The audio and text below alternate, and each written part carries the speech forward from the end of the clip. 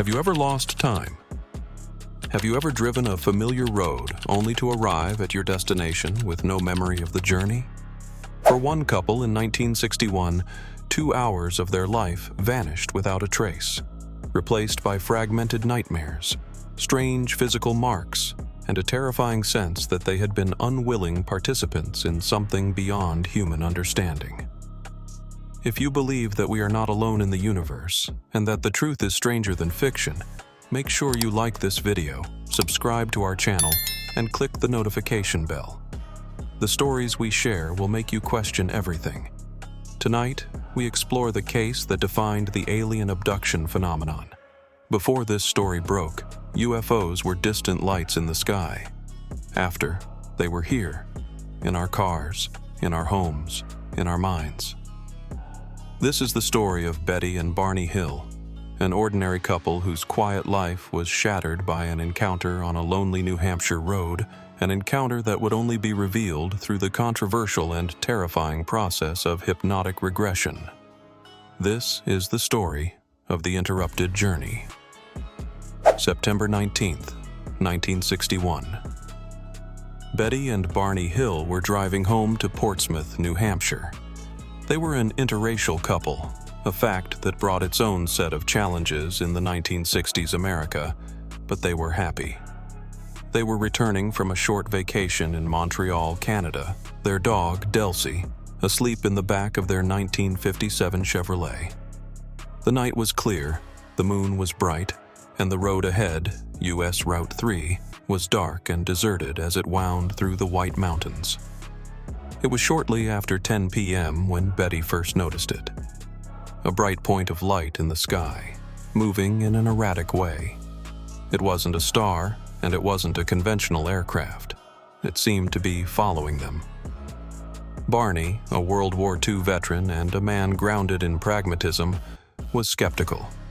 He dismissed it as a satellite or a commercial plane.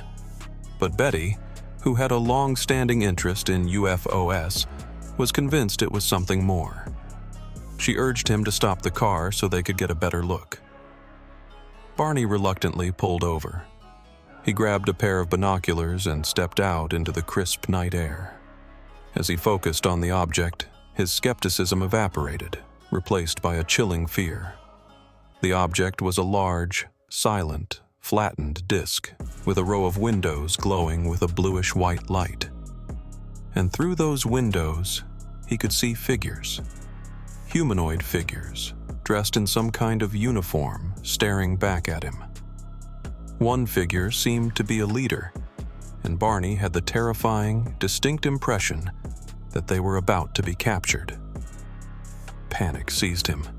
He scrambled back to the car, shouting to Betty, "They're going to capture us!" He threw the binoculars onto the seat and sped away. As they raced down the highway, they heard a series of strange, rhythmic beeping sounds. It felt as if the sounds were coming from the car itself, vibrating through the trunk. A strange drowsiness began to overcome them. The world outside their windows seemed to distort and fade. The next thing they knew, they were 35 miles further down the road, with no memory of how they had traveled that distance. 2 hours of their lives had simply vanished. They arrived home in Portsmouth feeling groggy, disoriented, and deeply unsettled. The journey that should have taken only a couple of hours had taken them all night. They couldn't explain the missing time, but they tried to put it out of their minds. But the evidence of that lost time was impossible to ignore. Betty's dress was torn and its zipper was broken. Barney's best shoes were scuffed and scraped, as if he had been dragged. There were strange, shiny, concentric circles on the trunk of their car that hadn't been there before.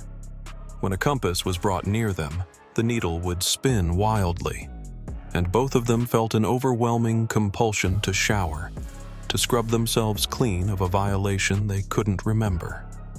In the weeks that followed, the true horror of their experience began to surface. Both Betty and Barney were plagued by crippling anxiety, ulcers, and high blood pressure. Barney suffered from nightmares in which he was surrounded by non-human figures on a strange craft. Betty's dreams were even more vivid and detailed. Night after night, she dreamt of being taken aboard a ship, where she and Barney were separated and subjected to bizarre medical examinations. She dreamt of small, gray-skinned beings with large, wraparound eyes who communicated with her telepathically. They took samples of her skin, hair, and nails. They performed a painful procedure on her, inserting a long needle into her navel, telling her it was a pregnancy test. The details were so consistent, so terrifyingly real, that Betty began to write them down. The dreams were not just dreams. They felt like memories, slowly, painfully, bubbling to the surface. Desperate for help, the Hills were eventually referred to Dr. Benjamin Simon, a respected Boston psychiatrist and neurologist who specialized in treating amnesia with hypnosis. The sessions began in January 1964. Dr. Simon was a skeptic. He believed the Hills' trauma was likely rooted in the stresses of their interracial marriage. But what he uncovered during their hypnosis sessions would challenge his skepticism and become the foundation for one of the most famous and controversial stories of the 20th century. Under hypnosis, separately and independently, Betty and Barney Hill told a story that was remarkably consistent. They recounted being stopped on the road not by choice, but by force. Their car stalled, and the beings approached. They were floated out of their car and up a ramp into the silent, hovering craft. Inside, they were separated. Barney's recollection was one of terror and helplessness. He described the beings as having large, cat-like eyes that seemed to bore into his own. He was forced onto an examination table where his clothes were removed. The beings examined him, scraping his skin and peering into his mouth. They were particularly fascinated by his dentures, which they removed, baffled by the concept of removable teeth. He felt a cup-like device being placed over his groin, and he experienced a sense of violation and fear. Betty's memory was clearer, more detailed. She described her examiners as the leader and the examiner. While the examination was intrusive, she also recalled moments of communication. The leader spoke to her in English, though his command of the language was imperfect. He showed her a book with strange symbols and, most famously, a three-dimensional star map. "I asked him where he came from," Betty recalled under hypnosis. "He showed me a map, and he asked me if I knew where I was on the map. I told him I didn't know, and he said, 'If you don't know where you are, then there's no sense in me telling you where I am from.'" The map, she said, showed stars connected by lines, some solid, some dotted, representing trade routes and expeditions. After the examinations, the Hills were led back to their car. The leader told Betty that they would forget the details of their encounter to protect them from the disturbing memories.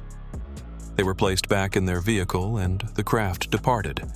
The next thing they knew, they were miles down the road, with 2 hours of their lives gone forever. Dr. Simon concluded that the Hills were not lying. They genuinely believed their memories. However, he remained convinced that their story was a shared fantasy, a complex psychological reaction to stress. But one piece of evidence would emerge that even Dr. Simon couldn't easily explain away: the star map. In 1968, an amateur astronomer and teacher named Marjorie Fish took on the challenge of identifying the stars in Betty's hand-drawn map. After years of painstaking work building three-dimensional models of nearby stars, she found a match. The map, she claimed, perfectly depicted the view of our sun from the perspective of the binary star system Zeta Reticuli. The astronomical data required to create such a map was not widely available in 1961. The discovery lent a stunning new layer of credibility to Betty's story. Could a woman with no formal training in astronomy have simply imagined a star system that would later be identified by experts? Or had she really been shown a map of the heavens by a visitor from another world? The story of Betty and Barney Hill became a cultural phenomenon.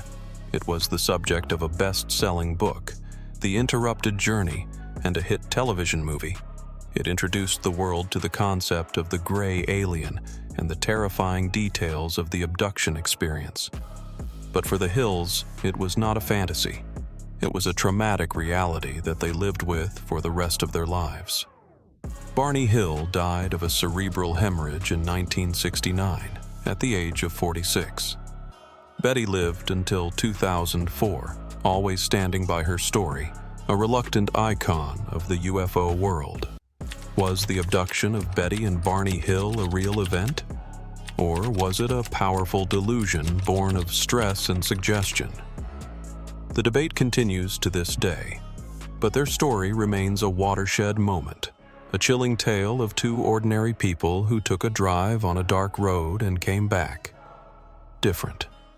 What do you believe happened to the Hills? Share your thoughts in the comments below. And if this story left you with more questions than answers, be sure to like, share, and subscribe. The truth, as they say, is out there.